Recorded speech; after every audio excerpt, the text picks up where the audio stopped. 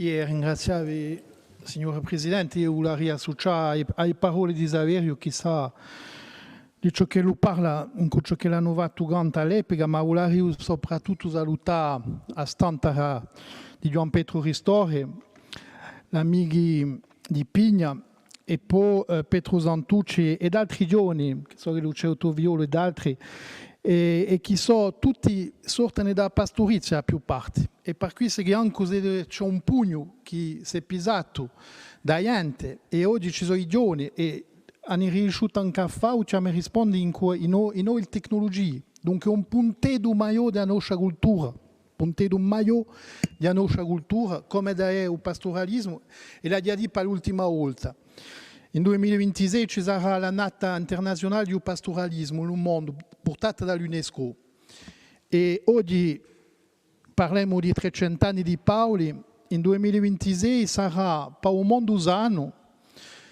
un pezzo dell'umanità che da poter luccicare in un mondo usano, ma mica per fare fiore o per fare bene. Per dire che si parla di biodiversità, si parla di riscaldamento, si parla di tradizioni e di ciò che noi possiamo fare per cambiare di società e sul punto di qui, attraverso che l'Asia, ci risponde, ma tutto ciò che noi siamo attraverso diversi popoli del Mediterraneo e al di là, potremmo avere una bella manifestazione che integrassi tutto ciò che lo porta l'esse campagnolo a suo livello qui. E dunque ci risponde è un punto di maggiore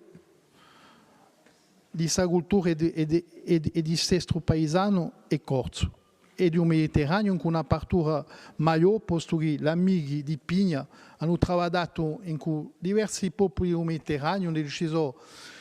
i ritmi diversi, ma c'è un fondo comune e questo qui è un solco per la vena e per la nostra gioventù. E stasera è un peccato che si due cartolari siano giunti così tardi, ma sono punti di maggiore e penso che la nostra assemblea, in cui il lavoro che è stato fatto dal Comitato di Massiccio, si merita una giornata sana nella storia a questo qui, nelle terre giustamente che abbiamo protetto e prima di tutti questi terre di agricoltura di Corsica e per la radio di Guppabia in particolare, che l'ha strappata a speculazione e a creazione di un golf.